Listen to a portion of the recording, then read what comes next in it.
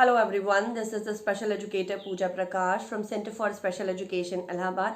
Welcome to my channel Learning for All. पिछले 3 videos से बात चल रही है प्ले के ऊपर, बच्चे का खेल कैसा होना चाहिए, राइट। और लास्ट वीडियो में आपको हमने बताया था कि कैसे कितने टाइप के प्लेज होते हैं, because I am just making all these videos just to bring awareness among parents. Because अगर हमारे पेरेंट्स को ये पता चल जाए कि 1 साल का बच्चा, 1.5 साल का बच्चा, 2 साल का बच्चा, 2.5 साल का बच्चा किस तरीके का खेल खेलता है, तो सिर्फ खेल को ऑब्जर्व करने मात्र से वो पता लगा सकते हैं कि हाँ, ये बच्चा डेवलपमेंटली डिलेड है या इस बच्चे को कुछ दिक्कत है। और जैसे ही उनको इस चीज़ का आभास होगा, मेरा ये पूर्ण विश्वास है कि वो क्लिनिकल साइकोलॉजिस्ट तक पहुंचने में और फिर क्लिनिकल असेसमेंट या साइकोलॉजिकल असेसमेंट कराने में बिल्कुल भी देरी नहीं करेंगे। देरी ना होने से सबसे बड़ा लाभ स्वयं अपने बच्चे को मिलता है, क्योंकि जिन बच्चों को 2, सवा 2 साल या 3 साल से पहले अर्ली इंटरवेंशन प्रोवाइड कर दिया जाता है, ये वही बच्चे हैं जो सफलता की बड़ी बड़ी गाथाएं लिखते हैं। बिना समय गंवाए हुए पहले ये समझते हैं कि 1 साल का बच्चा किस तरीके का खेल खेलता है। देखिए, सबसे पहले 1 साल में, यानी जब बच्चा 12 महीने का होता है, तो मोटे मोटे तौर पे आप समझिए उसमें 3 कंसेप्ट बिल्कुल डेवलप कर गए होते हैं। सबसे पहला, बच्चा समझने लगता है even if the toy is not visible, अगर चाहे कोई खिलौना नहीं दिख रहा है, इट स्टिल एग्जिस्ट, वो अभी भी एग्जिस्ट कर रहा है। हाँ, ऐसा हो सकता है कि माँ ने उसको दुपट्टे के पीछे छिपा दिया हो, किसी बॉक्स में डाल दिया हो, ठीक है, ऐसा हो सकता है। जबकि अब आप इसी बच्चे को 6 से 8 महीने पर अगर ले जाएंगे, तो ये बच्चा इस कंसेप्ट को नहीं समझता है। Once the toy is out of sight, it is out of mind. तो 1 साल का बच्चा ये बिल्कुल अच्छे से समझता है कि टॉय एग्जिस्ट कर रहा है, अगर वो नहीं भी दिख रहा है। फॉर एग्जाम्पल, बॉल अगर लुढ़क कर सोफे के पीछे चली गई, तो वो समझ रहा है कि बॉल गायब कहीं नहीं हुई है, बॉल उसके नीचे है और हम उसको फिर निकालने का प्रयास करेंगे। दूसरा पॉइंट, मीन एंड जो रिजल्ट्स होते हैं, मीन एंड रिजल्ट्स का मतलब होता है कि किस तरीके से हम उस पर्टिकुलर टॉय को या अपने पर्टिकुलर प्रॉप को पा सकते हैं। जैसे कि बॉल अगर नीचे चली गई है, तो हम क्या नीचे झुक कर देखेंगे, पहले कंफर्म करेंगे कि वो बॉल वहाँ है कि नहीं है। लोकेट हो जाएगी तो किसी स्टिक की सहायता से हम उसको निकालने की कोशिश कर सकते हैं। दूसरी बात, हम किसी भी टॉय तक पहुँचने के लिए क्रॉल करेंगे। 1 साल का बच्चा इंडिपेंडेंट वॉकिंग भी करने लगता है, और जो बच्चे अगर नहीं भी कर पा रहे हैं, तो वो कुछ सहारा लेकर, पकड़ कर उस पर्टिकुलर टॉय को अप्रोच करने की या उठाने की कोशिश करेंगे। एक बहुत कॉमन चीज़ देखी जाती है कि 9-10 महीने के बाद जो टॉयज़ बच्चों को इंट्रोड्यूस किए जाते हैं, उनमें जनरली आप देखेंगे कि डोरी लगी होती है।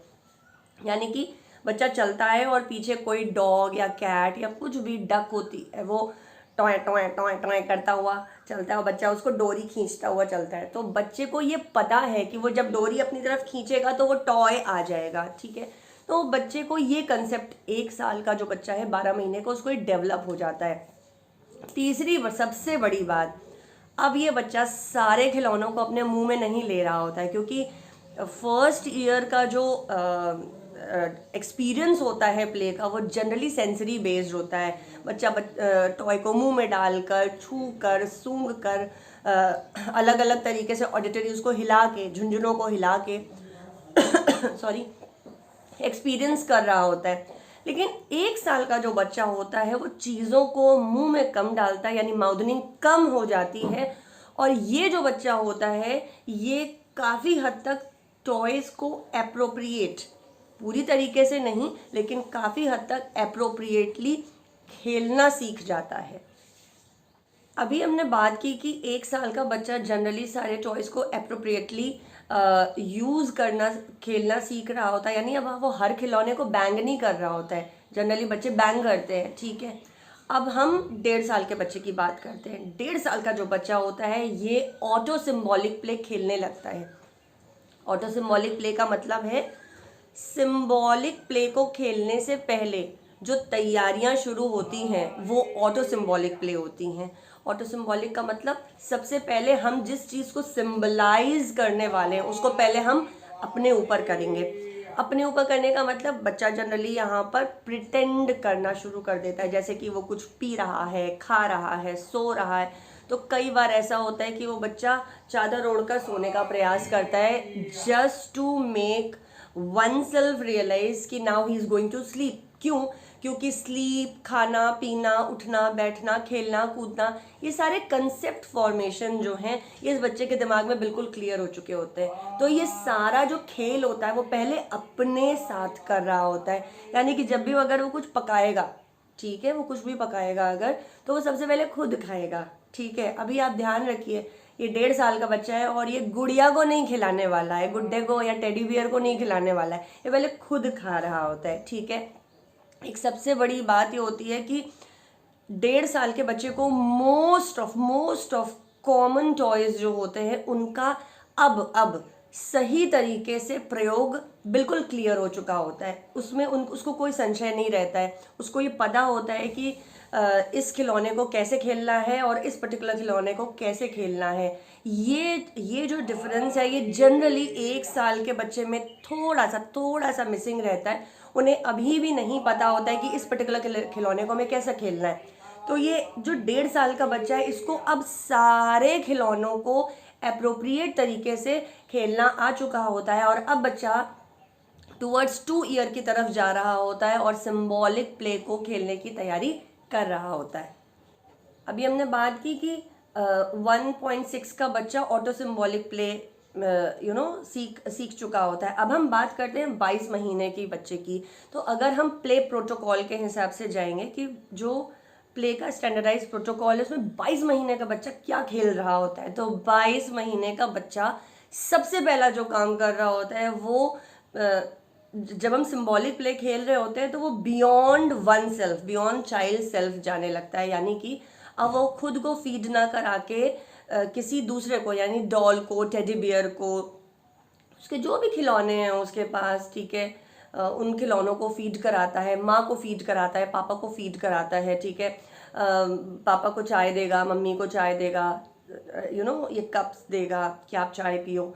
तो ये चीज़ स्वयं से हटकर अब गुड़िया, गुड्डा, टेडी बियर और खिलौनों पर जाने लगती है। ये सबसे बड़ी चीज़ होती है। दूसरी सबसे बड़ी बात, बच्चा 2 तरीके के प्रॉप्स को मिलाकर खेलने लगता है। जैसे कि सबसे पहले बच्चा सिर्फ कटोरी से अगर खा रहा होगा, 1.5 साल का बच्चा सिर्फ कटोरी से खा रहा होगा, तो ये जो 22 महीने या 2 साल का बच्चा है जो प्रॉपर सिंबॉलिक प्ले कर रहा है, ये बच्चा कटोरी में चम्मच डालकर चम्मच से अब खाएगा। राइट, समझ में आ रहा है? कढ़ाई अगर वो कढ़ाई में वो अगर कुछ पकाने का प्रिटेंड कर रहा है, सिंबलाइज कर रहा है, तो उसमें कुछ वो स्टर करने के लिए, घुमाने के लिए वो कलछी का प्रयोग, सर्विंग स्पून का प्रयोग करने ही वाला है यहाँ। यानी कि शुरुआत जब शुरू हो रहा था तो ये बच्चा सिर्फ किसी एक ही प्रॉप का यूज़ कर रहा था, लेकिन जब हम सिंबॉलिक प्ले में आ जाते हैं तो हमारे बच्चे 2-3 मिनिमम 2, मैंने यहाँ बोला है, 2 प्रॉप्स को, 2 खिलौनों को एक साथ सिंबलाइज करके खेलने लगते हैं। राइट, और यहाँ पर वो बहुत सारी चीज़ें करता है। जैसे वो गुड्डा गुड़िया को खिलाएगा भी, पानी भी पिलाएगा, ब्रशिंग भी कराएगा, नहलाएगा भी, रेडी भी करेगा, उनके बाल भी बनाएगा। क्योंकि ये बच्चा 22 महीने का है और ये अब अपनी पूरी दिनचर्या को अपने माँ के साथ जी रहा होता है और कंसिस्टेंटली उसी दिनचर्या को जीते जीते, फॉलो करते करते इसको ये पता होता है कि पहले हम ब्रश करेंगे, फिर हम कुल्ला करेंगे, उसके बाद हम ये पर्टिकुलर काम करेंगे, फिर हम ये काम करेंगे। तो ये कोशिश करता है कि पूरे सीक्वेंस में, तो नहीं, सीक्वेंस अभी भी नहीं आ रहा है, ठीक है, लेकिन अब वो कुछ टुकड़ों में 22 महीने 24 महीने का बच्चा टुकड़ों में इन चीज़ों को फॉलो करने लगता है। तो बच्चे को खिलाएगा भी, पिलाएगा भी, रेडी भी करेगा, स्कूल भी जाने के लिए रेडी कर सकता है, ऐसा भी हो सकता है। देखिए, बात करते हैं अब 2 साल के बच्चे की प्ले की। तो 2 साल के बच्चे में 3 तरीके का कॉम्बिनेशन होता है। 2 साल का जो बच्चा होता है वो डेली लाइफ एक्सपीरियंसेस को सीक्वेंसिंग में समझने लगता है, ठीक है। अभी मैंने आपको बताया था ये 22 महीने का जो बच्चा था, जो भी 2 साल का नहीं हुआ था, ये जैसे ही 2 सवा 2 का हो रहा होता है, इसको पूरे पूरे लाइफ के सीक्वेंसेस, यानी कि पहले ऐसा होगा, फिर ऐसा होगा, फिर ऐसा होगा, ये समझ में आने लगता है। सेकेंड, सबसे बड़ी बात, ये बच्चा अदर देन सेल्फ चीज़ें करने लगता है, तो ये अपने गुड्डा गुड़िया को खिलाएगा, मम्मी पापा को खिलाएगा, पापा को चाय सर्व करेगा। एक और बहुत इंपॉर्टेंट पॉइंट है यहाँ पर, इस उम्र पे आके बच्चे ब्लॉक पैटर्न करने लगते हैं, गेम खेलने लगते हैं। लेकिन ये 2 साल का जो बच्चा ब्लॉक पैटर्न करता है, उसमें एक बहुत स्पेसिफिक बात ये रहती है कि ये ब्लॉक पैटर्न सिर्फ बनाना और उसको डिसमेंटल करना, तोड़ना, ठीक है, उस पर ही होता है कि उन्होंने एक टावर बनाया ब्लॉक का और उसको तोड़ा। लेकिन अब जब ये बच्चा और ऊपर जाएगा तो ये छोटे छोटे ब्लॉक पैटर्न के इमिटेशंस करने लगेगा। यानी कि अब इस बच्चे को, अब आप समझिए 2 साल का बच्चा, 2 साल के बच्चे के पास, जिसके पास कम से कम 500 शब्द होंगे गिरी हालत में, आप लैंग्वेज डेवलपमेंट पे जाएं, 500 वर्ड्स होंगे, क्योंकि ये 2 साल का बच्चा अपनी डेली लाइफ में मिनिमम 200 वर्ड्स का यूज़ कर रहा होगा।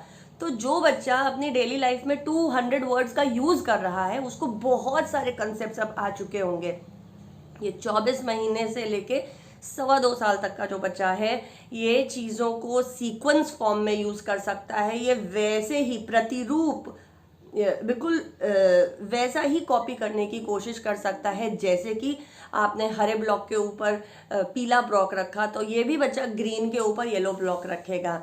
एक और बहुत महत्वपूर्ण चरण है जो इस उम्र के 2 साल 2.25 साल के बच्चे करते हैं, and that is sand and water play. इनको ये पता है, अब इन बच्चों को पता है कि पानी कैसे भरा जाएगा, कैसे उसको पकड़ के भर सकते हैं, कैसे नल के नीचे मग पकड़कर हम भर सकते हैं, कैसे सैंड को बकेट में भरकर उसको टैप करके, बकेट को ऊपर करके, फिर टैप करके, और जब हम निकालेंगे तो हमारा सैंड का मोल्ड या सैंड का टावर तैयार हो जाएगा। ये वो बच्चा है। अभी इसको अगर हम 1.25 साल 1.5 साल पर ले जाएं तो ये कंसेप्ट अब डेवलप अच्छी तरीके से नहीं हुआ होता है। जनरली जो 2-2.25 साल के बच्चे हैं, वो sand water play, block play और सीक्वेंस को फॉलो करने लगते हैं। बात करते हैं अब 2.5 साल के बच्चे की। 2.5 साल का बच्चा जो सबसे सिग्निफिकेंट प्ले करता है वो ये कि वो रियलिस्टिक लाइफ इवेंट्स को सीक्वेंशियल फॉर्म में तो कर ही रहा होता है, लेकिन ये बच्चा लेस अकर्ड इंसिडेंसेस को भी अब खेल पाता है। लेस अकर्ड इंसिडेंसेस को हम बीमार पड़ने पर डॉक्टर के पास जाने से कह सकते हैं। ग्रॉसरी आइटम्स को लेने के लिए हम ग्रॉसरी या जनरल स्टोर पर जाने से कह सकते हैं, ठीक है। गाड़ी में पेट्रोल ख़त्म हो जाने पे हम पेट्रोल पंप जाने को कह सकते हैं। टीचर स्टूडेंट को कैसे पढ़ाता है हम इस पर कर सकते हैं, ठीक है। ये लेस अकर्ड आइटम है, ये लेस अकर्ड इंसिडेंसेस हैं अगर हम 2.5 साल के बच्चे की बात करें तो। आई रियली होप, मैंने ये वीडियो सिर्फ इसलिए बनाया है कि पेरेंट्स में अवेयरनेस आए, और मैं अभी आगे का भी जो वीडियो बनाऊंगी वो मैं इसके आगे आपको ये समझाने के लिए बताऊंगी कि आप कैसे एसोसिएट करें, क्योंकि कोई भी बच्चा जो कि एटिपिकल डेवलपमेंट के साथ है 2.5-3 साल के ऊपर जाता ही नहीं है। देखिए, आप एक स्पेशल एजुकेटर की नज़र से देखें तो आप बच्चे को उसकी क्रोनोलॉजिकल एज से नहीं जानना चाहेंगे। आप हमेशा जब उसका प्लान डिज़ाइन करते हैं तो आप उसकी मेंटल एज को और जो उसकी बेसिक रिक्वायरमेंट्स हैं, नीड्स हैं, उनको ध्यान में रखते हुए प्लान डिज़ाइन करते हैं। तो ऐसे में आपको ये पता होना बहुत आवश्यक है कि जिस्मानी तौर से ये बच्चा 5 साल का है, इससे फ़र्क नहीं पड़ता। मानसिक रूप से मेंटल एज बच्चे का क्या है, और मेंटल एज को निकालने के लिए आपको बच्चे का साइकोलॉजिकल असेसमेंट कराना पड़ेगा, जो कि एक क्लिनिकल साइकोलॉजिस्ट करेगा। ये मैं अपने तमाम वीडियो में कह चुकी हूँ। आगे के वीडियोस में समझेंगे कि हम कैसे पता लगाएं, वो कौन कौन से डिफरेंसेस हैं, फाइन लाइंस हैं जिनसे हम पता लगा सकते हैं कि ये बच्चा टिपिकल ग्रोइंग बच्चे की तरह खेल नहीं खेल रहा है, एटिपिकल प्ले कर रहा है। आई रियली होप कि जिस मंशा से ये वीडियो बनाया गया है वो आपको क्लियर हो रही होगी, and you are going to share this video to all the needy parents, because you know we have to create the awareness in the society so that हम परेशान नहीं रहे। पेरेंट्स बहुत परेशान रहते हैं और इस बात को लेके मुझे कभी कभी बहुत अजीब सा फील होता है। मैं मिलती हूँ आपको इसके अगले वीडियो में प्ले को कुछ और डिटेल लेवल पर डिस्कस करने के लिए। Till then, happy parenting.